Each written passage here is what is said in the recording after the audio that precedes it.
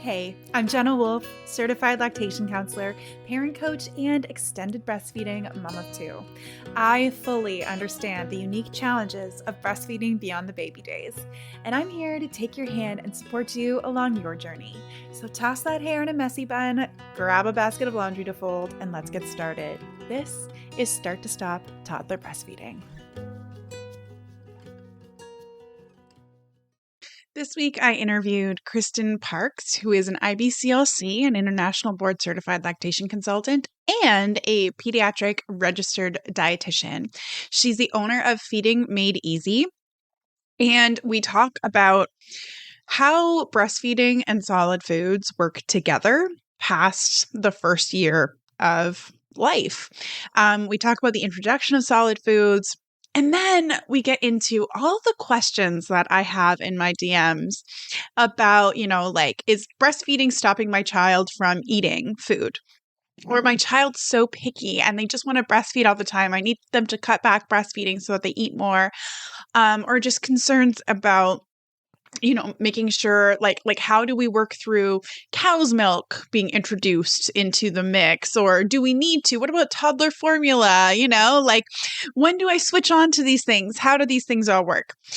So we cover it all in this super jam-packed episode. Super excited for you to have it. Take a listen. So Krystyn, how did you get into the work that you're doing right now? I've said this before, but I love that you have the dietetic side, the dietitian, registered dietitian, as well as the lactation side. I think that's such a beautiful marriage to bring to your expertise. So how did you kind of get to this place specializing in both of those? So I became a dietitian. So I originally went to school to become a teacher. And then I was like, nope, that's not going to work for me. But I love food. So I became a dietitian. And then I realized I wanted to work with kids. I missed working with kids when I stopped pursuing becoming a teacher. So I kind of started focusing on pediatrics, which, became very naturally to me. And that was great. I loved it. And then I had kids and I realized that everything they tell you in books does not apply to real life children. Then I had my second child who was born premature, and he was, thankfully no one told him he was premature. So he, came out ready to face the world, but we did have some feeding issues up front. And so the lactation consultant came in, and I knew after having my first child that I make milk like a cow. Like I had issues with oversupply with my first. I had no concerns that I was going to have any problems making milk with my second. And immediately, because he was premature, she starts having me triple feed. And I'm thinking to myself, I don't think this is the right call. You don't know me. I know my body, blah, blah, blah. But we were getting so much pressure from her, and my husband's panicking because of the premature baby and all this kind of stuff. So I start triple feeding, and my oversupply was out of control. I was pumping 18 ounces in the morning. It was, oh my gosh. And just for our, anyone who doesn't know, triple feeding is breastfeeding, pumping, and then bottle feeding. Yes. So it's a production. It was a lot. So yeah, it was a lot of work on me, having this baby who I was not ready for at all. And then doing all of that, producing all of this milk, all of this kind of stuff. And, he had some problems with latching, probably because he was getting a fire hose to the face, every time, we're trying to feed him. There's so much milk coming out. And the more I thought about it, the more I realized she wasn't listening to me. She just kind of came in and was like, you have a premature baby. This is what we do for premature babies and blah, blah, blah. And kind of was just going through the motions. And I thought that's not how this should be. So I started doing a lot more research for myself. And then of course, I went really deep into it because that's what I do. And I thought, I should be helping people with this. I'm already helping people with feeding kids. I'm already helping people with all that kind of stuff. Why am I starting at 6 months or a year when I could be starting them right off the gate? So that's kind of how I blended together the IBCLC and the dietetics to kind of take care of all things feeding, starting from birth on. Yeah, I love that. And I feel like that's so true too. When I do parenting, and I'm like, why do we start talking about parenting at toddlerhood? Why do we start talking about emotion regulation and everything then? Why aren't we talking about it in infancy and, in breastfeeding dynamics and all of these things? It's just, if we don't, we can set ourselves up for success earlier, right? Because it does Yes. all kind of move together and it really becomes this cohesive journey and story. And they're just kind of different kind of like movements through it. So I totally relate to that and get that. Um, yeah. So how did your journey go like when you were like nearing the end of your breastfeeding with both of your kids, whatever you'd like to share? So my breastfeeding journey ended with my first one because I went on a trip. And that was that. He was way independent, and I think he was around 14 months, and we were just basically doing I think just morning and night feeds with him. Mm. He didn't want anything to do with me the rest of the time. It was just kind of, our routine. And so when I went away, that was kind of it. I came back Yeah. and we had stopped for a few days, and he just had no desire to go back, and that was fine. Yeah. With my second, it was not intentional. Yeah. We were in the middle of, the worst of like the COVID-19 type stuff. And I was like, where I'm Mm. going to give him any antibodies, any immune stuff that I can give him. I'm going to breastfeed this child till he goes to college. Like, I'm just going to keep doing this. And he just said no. That was it. Like, just one day he just said no. Wow. And, I could stick my boob in his face, but like, he wasn't Yeah. going to take it. And that was it. And so it was very much, everything with him was very much his lead. And Yeah. that's just, how he is as a kid still. Yeah. But it was weird to me because I don't even remember what his last feed was, because it was so not Oh, a conscious decision. I just thought there would be more, and yeah. then there just wasn't. So it was and he's my last baby. And so it was a very like emotional thing when I realized like a Of week later that course. we weren't going to do this anymore, because he would, reject me for a day or two and then he'd come back, but he just never came back. And I just thought like, oh, I guess I'm done breastfeeding for real now. That's just kind of it. Yeah. But I felt good about it because, like I said, it was very much his choice. And that's what I Mhm. wanted, as I wanted to kind of keep going until he was done, because with my first one, like I said, it was a trip. It was more my choice. He might have kept going longer. But with my second one, I wanted to make sure that it was his choice, and it was 100% his choice. I had very little say in the matter. Yeah, yeah, it is. Like I've had clients who have come to me because their baby's waking a lot during the night, or baby, like young toddler, right? And then we optimize everything and we start meeting the needs and we take the pressure off of breastfeeding, and then it stops all on its own. And they're like, oh, I didn't necessarily want that. Like, it's kind Right. of, I totally Right. get it. Yeah, yeah, Yeah. yeah. And then there's kids like my daughter who's, almost 6 and still is asks for it in the evening, Yep. Like, so it's so funny just find them all on the spectrum along that. So Yep. yeah, I was just curious how that kind of went for you.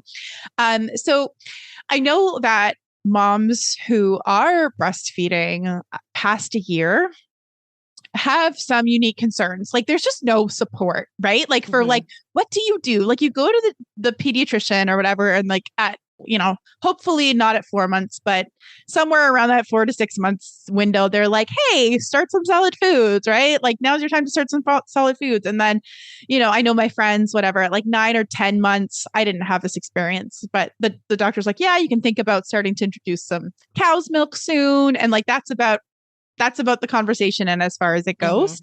Mm-hmm. Um, and yet there's recommendations that we have that are to breastfeed till 2 years and beyond and whatnot. Mm-hmm. And so then like moms are left like scratching their heads, like, I don't know, like, how do I navigate solid foods and breastfeeding? What does that look like? What's normal? What's not normal? Um, so I'd love to kind of like move into that. So I guess we could start with the like what is normal? How do you kind of move into the like 12-month mark and beyond of breastfeeding when we're looking at like a whole diet of a toddler? Um, is that a fair question? I don't know if that was specific enough, but right in that window of moving out of the like typical age to wean, when like the Mm-hmm. doctors are kind of assuming that you're weaning or have weaned by now. What does that look like in that space? It's hard because there's no like normal, like you said, Right. there's very few people I think that are willing to talk about it, even to like make Mm. a normal, or, say like, this is what I did. We just have a handful of people that are like willing to even speak about it. But the way Yep. that I usually talk with parents who are still breastfeeding after like, let's say a year, is if you're breastfeeding like maybe like 3 to 4 times a day, somewhere around there, where you're like more than just like a little bit before bed, or something like that. If you're just doing like a little tiny bit, if you're breastfeeding like, somewhat consistently, I just kind of look at that as taking the place of cow's milk. It is more or less like a one-to-one comparison in my mind. Yeah. We usually recommend around or no more than 16 ounces of cow's milk per day for that age group. And if you're getting, somewhere around that in breast milk, that's better, right? Breast milk is, Right. human milk, whatever. So we would recommend that. So if you're breastfeeding, that much, then I just say, okay, you probably don't need to worry about cow's milk. You're doing breast milk instead. That's great, because the reason that we recommend cow's milk at all is we're going from a liquid diet to a solid diet, and we're making it a transition over time. That's why we're using cow's milk generally, is it's an easy way to get liquid calories in for a child who is used to having an all liquid diet as they're transitioning to a solid diet. Breast milk is going to work just as well, if not better, right? So we just don't have as many parents who are able or willing to continue breastfeeding, which is why we use cow's milk. So if you are breastfeeding, then you just keep doing that and you just don't offer the cow's milk. If you're only breastfeeding like maybe, one time, like I said, before bed, then you can offer some cow's milk, in place of that. But it's so individualized because everyone's kind of doing a different amount. And most people I find are direct breastfeeding. If they're going past a year, usually it's direct and they don't know how much they're giving. They don't know if their kid's taking like a couple of sips or, if they're getting a full feed. So it's a little bit hard to guess. You kind of have to play around a little bit and, kind of go off of how you're feeling. But that's kind of how I look at it, is instead of doing cow's milk, we're just doing breast milk. And they're not the same, but as far as what we're looking as recommendations, I just sub in the breast milk for the cow's milk if you see any, diet recommendations for that age. Right. Yeah. And I think that, in some ways it's backwards in the sense, like biologically, it would be the breast milk that's like the normal, and we're subbing in the cow's milk as they're transitioning. And I think that would be where the 2 years and beyond recommendation would be accounting for, right? And that would be like the first line.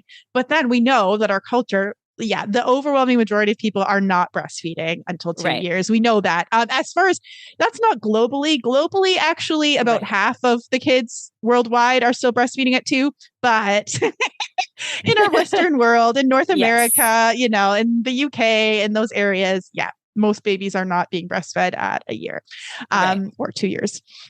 So that becomes the norm, right? So then we are seeing the recommendations, and that's where I think it gets really confusing for moms. That we have these kind of weird recommendations that say, well, keep breastfeeding. Oh, but wait, add in cow's milk at 9 months. And you're like, what the? I wish they would say, instead of writing like cow's milk, just put like milk, and that could be cow's milk or human milk, and just make that be kind of the recommendation. For the same way that we say like breast milk or formula, just say breast milk or cow's milk, just make it kind of like a normal thing to kind of say either or. That way, if you aren't breastfeeding, use cow's milk. If you are breastfeeding, use breast milk. That's kind of it, instead of making it like cow's milk is what we do. Oh yeah. And by the way, if you're still breastfeeding, you can also use that. Like, no, let's just make it kind of like either one, put it both out there so it's available for parents. Just like that is the recommendation. But I think we have a ways to go for that. Of course. I know. I mean, hooray that in the States now we have a recommendation of 2 years. I know that can be controversial, but like at least it's a little bit stepping in that direction. Right. I wish the supports were there to help moms get to that point, but yes. I say that having had 2-year recommendations in Canada for a very long time. So, I could be like, you're catching up with us a little bit in that area. Anyways. So I think that kind of a natural question that comes afterwards is like, okay, well, what if my child is breastfeeding like all the time at a year? And like, especially if you're not doing purees where you're like monitoring exactly how much solid foods that your child's getting, which you shouldn't really be doing purees at like 13 or 14 months anyways. But what does that like look like? When do you get concerned that your child's maybe not eating enough solid foods? So my biggest concerns are usually like specific nutrients that I know people are generally lacking in breast milk, like iron and things like that. Like the reason that we introduce solids is because of iron, right? Like that's generally what we're looking for. So when I have families that are breastfeeding more, what I generally try to focus on is, okay, I want you specifically to make sure there is iron at every single meal. Like normally my recommendation is at 1 to 2 meals per day, make sure there's an iron source. I'm very chill about it. With those families, I'm like, no, we are having it at every single meal, because if your child doesn't eat it at one, I want to make sure that it's at another. They don't eat it at that meal, I want to make sure it's at another. I want to make sure that we're getting those nutrients that they really need to, many different times a day, so that if they don't eat a lot at one, they're getting it at another option. But it's very individualized. It kind of depends on what the kid's eating and what I think the kid is needing. So it's kind of hard to make like blanket recommendations. Of course. But I do try to prioritize getting in some of those solid food, just to make sure that they are getting some of those nutrients that they need, because breast milk is amazing and it does adapt, but there's certain things that we need solid food for, right? So I try to focus on those key nutrients and making sure that families are getting, or at least prioritizing those nutrients, and then everything else, whatever. But, those key things that I know that those kids need, I focus on those first, and we can kind of worry about the rest of it later. Yeah. So what would be some options for iron-rich foods? I know we have like meat, and I think that most people think about that, but not all kids want to eat it, or not all families eat a lot of it. So what are some other iron-rich options that might be good toddler food? My favorite is beans, because I find that there's so many different kinds of beans that kids will like usually one kind of bean at least if you try enough of them, and they're shelf stable. And like, I'm not joking when I say I used to just crack open a can of beans and like rinse them and dump them on my kid's plate and be like, I did it, super simple. So beans and lentils are really good sources. Iron fortified cereal, like I know cereal gets a terrible reputation, but like it is fortified. It has a ton of nutrients in it, and most kids like it. So like it is a great option to have around. Those are big ones, but there's like, nut butters have it. A lot of grains will have it as well. So it's in a lot of different foods. There's a lot of different options for it. The reason that meat gets known is that our bodies do absorb it better. It has heme iron in it, which just means our bodies absorb it a little bit better than the non-heme iron that's in plants. But you can increase the absorption of the non-heme iron in plants by pairing it with a vitamin C source. So like most fruits or vegetables have a vitamin C source in it. And then what I usually see is parents look at me like, okay, well, now you want my kid to eat vegetables. And I'm like, okay, let's focus on the fruits, because most kids like fruits over vegetables. So it's like, it's working. This is what I do for a living, right? This is how I work with parents, is I try to figure out what foods I think their kids will like and how I can pair them with other foods that their kids will like to kind of make their meals complete. Even like white potatoes or like russet potatoes have like vitamin C in them and stuff. Yes, exactly. To be like obscure vegetables like kale or something that you're trying to get your kid to eat. Yeah, like everything has nutrients in it. You just have to kind of sometimes think out of the box. And so one of the things I always do with parents is have them list out literally like every food they can think of that their kid eats. That way I can pull from that and be like you said, okay, this one has some vitamin C in it. Your kid already eats it. Let's throw that on the plate. We can make things work. So it's pairing, like I said, pairing the iron food with some kind of a vitamin C source, will help their bodies absorb it. And the other thing is, if you're already iron deficient, your body absorbs iron better too. So that helps it too. Yeah. And then there's other things that you can do. You can cook in cast iron. Your body, or the pans will help, or will absorb some of that. There's this little fish thing that you can buy. It's called a lucky iron fish that you can throw in a pot of food and it'll leach out some iron that way. So there's like some unconventional ways that you can do it. And then obviously there's supplementation as well. But I try to go, that's my last resort. I try to get it through food first, and then some of these other different ways, and then supplementation if we have to. It usually causes constipation in kids, and then that causes them not to eat as well. And then, that causes other problems. So I try to, save that. If I need it, obviously I'll use it. But, usually we can find some food that a kid likes off of, my list of iron containing foods. And then we work from there and try to expand it from there. Yeah, I think that that's super helpful. And I feel like if I was listening to this podcast, I might be getting overwhelmed at the idea that I have to be like thinking that hard about my kids' every single plate of food. But at the same time, like, I think that that's super, super helpful. And just to like clarify that, how would you, or clarify, to simplify that, like what you're talking about is putting like a source of iron, which you were like beans or meat, or, like you have these things, and literally a fruit or a vegetable on a plate. So like, it's not like a wild thing to be like you're going to be making food and putting it on plates anyways. But I think that actually kind of leads into another topic, which should be like even just the okay, so the child's breastfeeding like all the time. And then you're like, okay, what kind of nutrients do we need to fill in? Like, what are the gaps that we need to fill in as we're moving into this, like, as they're what I would call weaning. I had just a conversation in my last episode. Oh, not last. The last one I released when over at the time of recording. I'm not sure exactly when this will come out, but talking about how like the words in breastfeeding are just like so bonkers. Yeah. So it's like, well, what does weaning mean? Okay, so if we're talking about when we're starting solid foods, then you're weaning for quite some time, right? Like, so you're in this weaning process, right? So like supporting that weaning process, that transition, exactly what you're talking about from a liquid diet to like a solid food diet is the weaning process, right? Right. So as you're in that transition, then you're looking for, okay, well, if they're if they're breastfeeding a lot, then we're just looking to make sure that they're getting iron, because that's one nutrient that breast milk won't be able to adequately meet the needs for at this age. Yes. So then you're like, okay, well, if we're looking at the foods that we're offering to them, then we're going to pick these iron-rich foods and we're going to pair it with a vitamin C source and offer it. So what does I'm kind of leading you in because I know that this is what you talk about, but like, if we're going to talk about what does it look like to like offer your child food, right? Like if we're talking about like this, like stressing out about how much your kid's eating, and then we have these picky eatings and we're trying to control what they're eating. And I know you were like, well, let's just keep offering it to them like throughout the day so that they like have those options there. But I think that that's what becomes really stressful. I know like it becomes super stressful at the beginning of the breastfeeding journey, not being able to control what your child is putting into their own body. And I mean, that's kind of the work I do. When we kind of get into these control mindsets, we kind of set up these power struggles and everything gets really difficult. And then our child's responding to our reactions and it all becomes like a big hot mess. But we're talking about like toddlers, which are like notoriously known for saying no. Yeah, exactly. Like this is difficult, right? So what are some like, what's the kind of like overarching approach that you would present to parents who are in this position of like not wanting to get into a power struggle over food, not wanting to super stress about it, seeing that these are the needs that are here, but like, how does that work? So I kind of modify it, but the basic overarching structure is called the division of responsibility.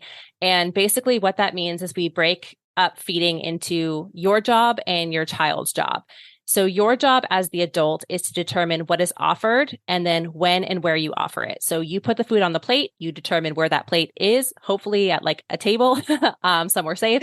And then you determine when you offer your meals. Ideally, you have some kind of a structure where meals are being offered at a regular interval. Usually kids need to eat every 2 to 3 hours, whether that's breast milk or that is a meal, like somewhere that in that frequency, that's usually what kids need to be eating. Your child's job is to determine what they eat and then how much they eat. So once you put that plate on the table, your job is done. They decide what on that plate they're going to eat. They decide how much of it they're going to eat. There are some reasons that you would limit them. Like if you only have one tray of blueberries and you need it to go to the whole family, you can definitely cut them off because it needs to be enough for the whole family. Or if, there's a financial reason that you need to cut them off, that's fine. But you don't cut them off because you're worried that they're eating too many blueberries, or that often what happens is with sweets, you're worried, oh my gosh, they're having too much sugar. You are not in control of that. They're in control of that. If they have too much sugar and they feel sick after, that's a lesson that they need to learn so that in the future they go, last time I had 17 pieces of cake, I felt terrible. Maybe I shouldn't have 17 pieces of cake. We can tell them that all we want, but like the way that they're going to learn is by actually doing it. And what ends up happening and what shocks most people is that kids generally stop themselves before they get sick. It's very rare that kids like overdo it unless we have been restricting them in the past, in which case they will 100% overdo it because they have this mindset of, oh shoot, there's this thing in front of me that I don't get very often. I need to eat it because I may never have it again. That's the whole mindset that we're trying to avoid. So we put them in control of it. We let them be in control of what they're eating, how much they're eating. And then what ends up happening is they intuitively eat what they need. They stop when they're done, and they have lifelong healthy relationships with food. So we're trying to prevent that diet culture mentality, that restriction and binge mentality, all of that kind of stuff. We're trying to stop that right before it even happens, because most kids are born intuitively. And then we as the adults, or, our parents did the clean plate club, or I think you've eaten enough, or, all of types of stuff have taught us that we don't know when we're hungry or full.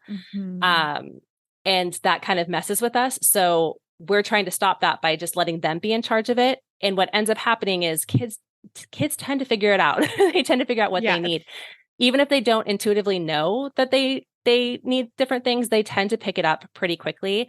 And so when I was saying before, like, you can keep offering them iron-rich foods, you offer it, you put it out at every meal, but they may not eat that iron-rich food at breakfast. So that's why there's another iron-rich food at lunch, because they may eat that food then, so you just keep putting that food out, and eventually, they'll eat it. They'll find an iron-rich food that they like, or, that sounds good to them. The only caveat that I always like to put out there is when you're offering food is to keep your child's preferences in mind. Like, you are the adult, you are in charge of what you're putting out there, but your child is also a person. And that's, I think, the big difference between this whole feeding philosophy and some of the other methodologies out there, is that we're treating our children as people with preferences versus as little things that we control. Like you mentioned, the control. Yeah. They do have preferences, and we should take that into account. It doesn't mean that we need to cook them their own meals every day. Like, that's not going to work for 90% of families.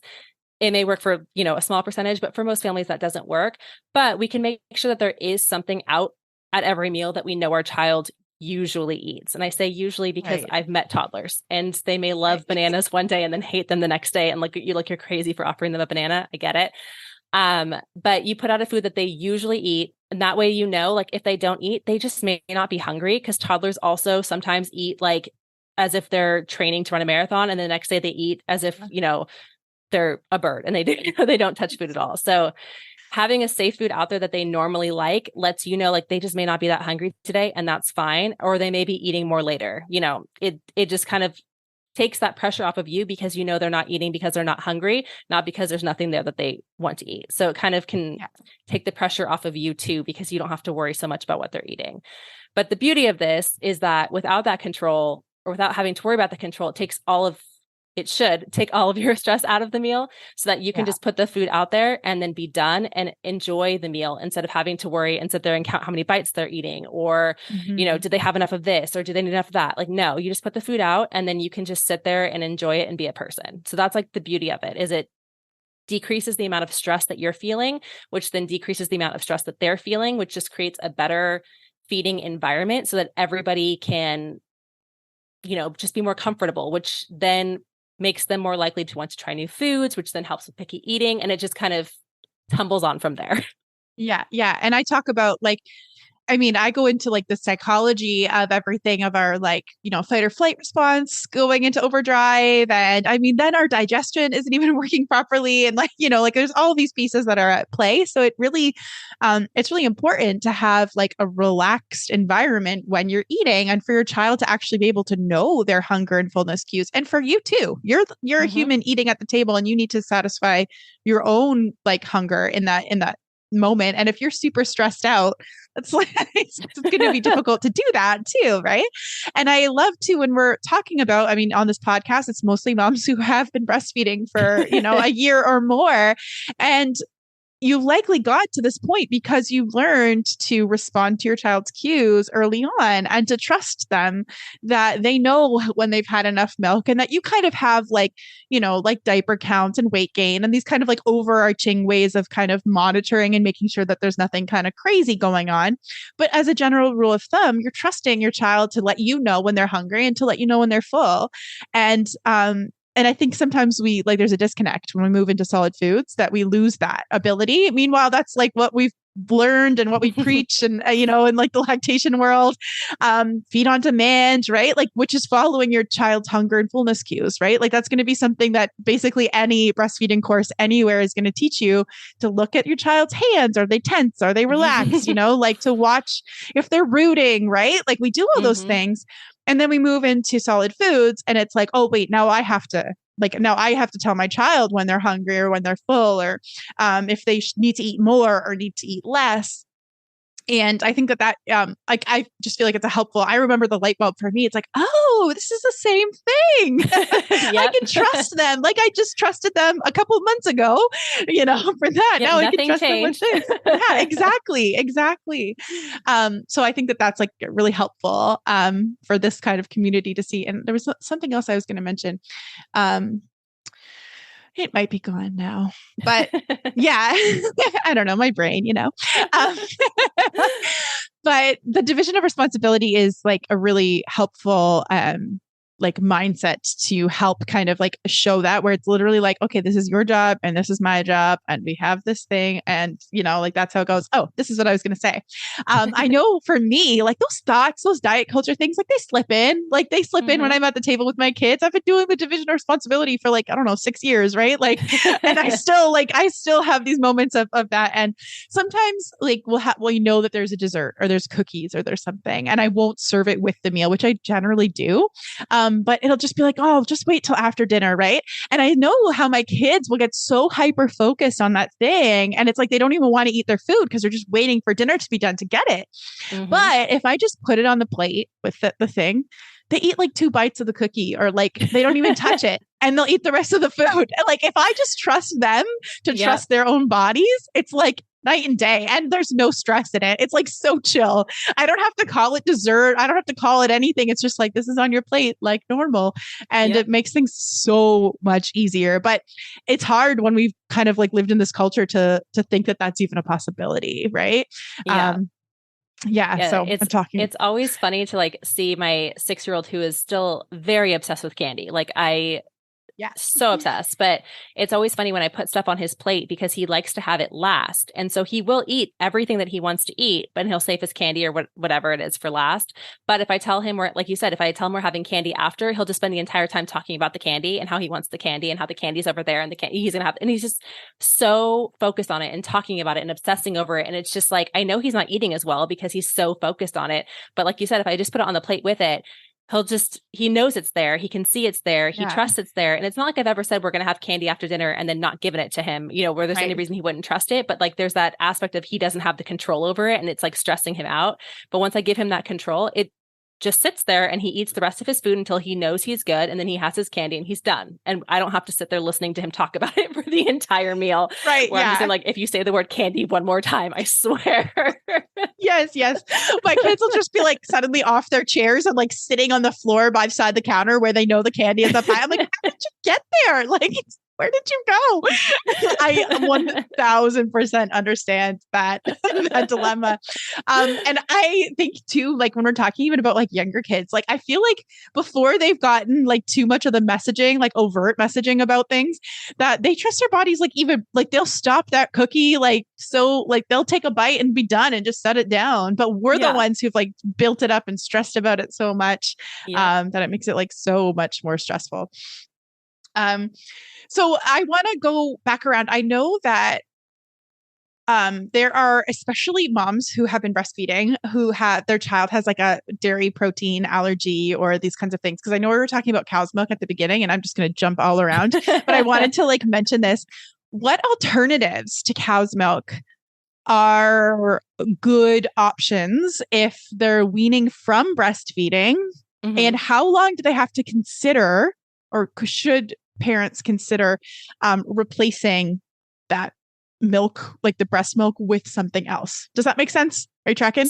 Yeah. So you never need to have cow's milk or another milk. Like it's not a need. So if you don't want to deal with it, you don't have to. So I'll just throw that out there as a disclaimer. Like I always say, there's no one food or drink that you absolutely need to have. Right. So if I list off these alternatives, you're like, I don't want any of those, just don't do it.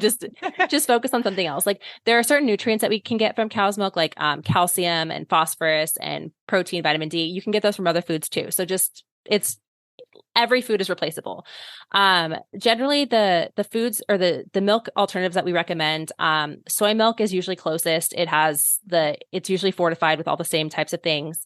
In the United States, pea milk is another good option. my understanding is Canada doesn't fortify the pea milk though. So it doesn't have all of the different nutrients that the United States has. I'm not in Canada, so I haven't looked at it, but that's what I've been told. I mean, I think I've thought it before, but I don't think I ever like looked at it. Attention. Yeah. Yeah. So that's a difference there. So it's not that it's a bad option. It's just that you have to make sure that you're also getting the different nutrients that aren't fortified in it. Right. So those ones are usually the two best ones. The other alternatives like rice milk, almond milk, all of those ones, they tend to be low in calorie, low in fat, which is fine if you're using it in moderation for recipes, if you need like a milk in a recipe or something. But kids need a lot of energy. They need a lot of calories. They need a lot of fat, and those don't have it. So they don't tend to make very good milk alternatives for that reason. What people, they hear fat and they start panicking about it, but our brain is made of fat, and kids are, their brains are developing so rapidly that they have high fat needs. And so we don't want to limit their fat at all. And so we want to make sure that if we are giving them something, it is high fat. So that's why I don't usually recommend those other alternatives. So usually it's soy milk, or in the States, pea milk are usually the two top ones.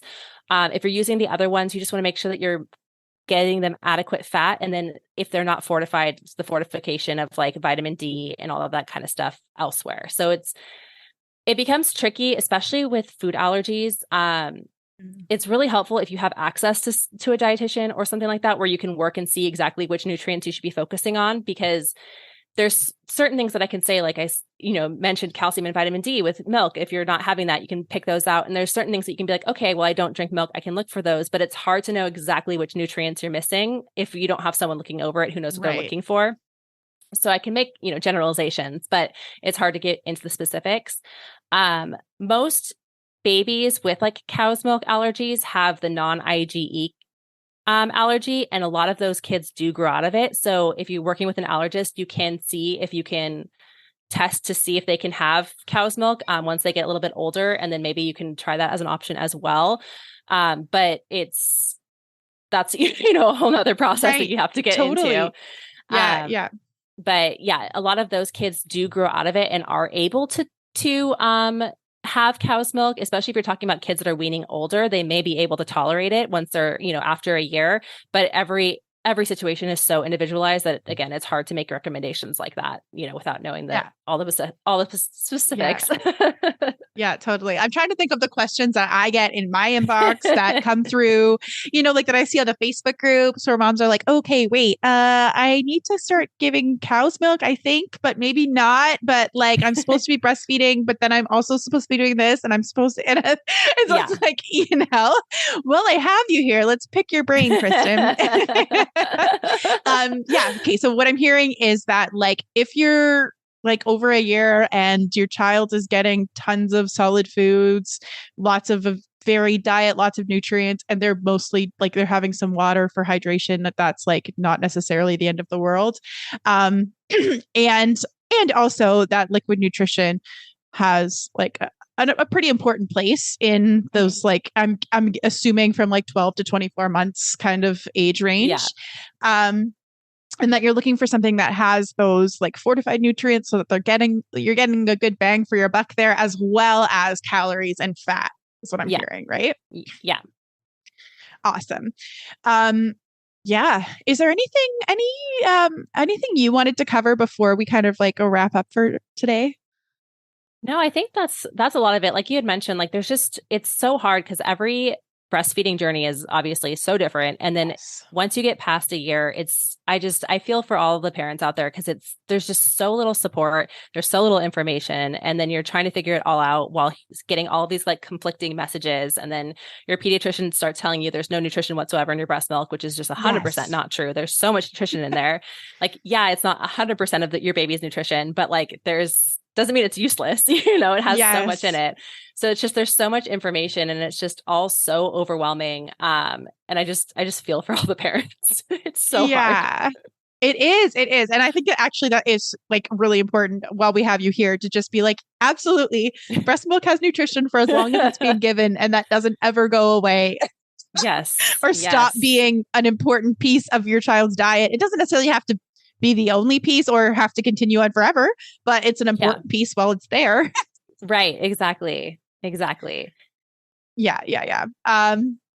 And like you said, like that the pediatricians just don't necessarily like know, and that's not, I'm going to say it if you're not going to say it, but like they're not dietitians.